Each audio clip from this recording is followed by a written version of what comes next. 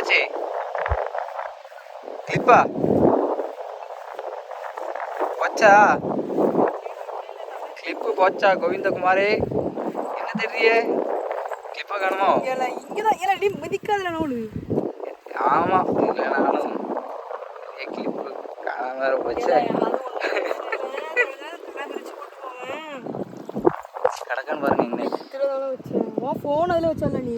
என் ஃபோனை வாங்க வச்சேன் போச்சு.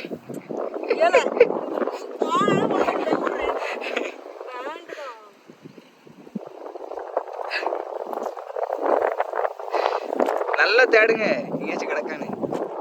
வீடியோ எடுக்கல லூசு.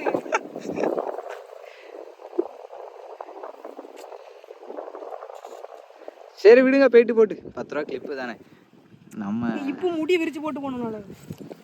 சரி ஓகே, பாய் பாய்.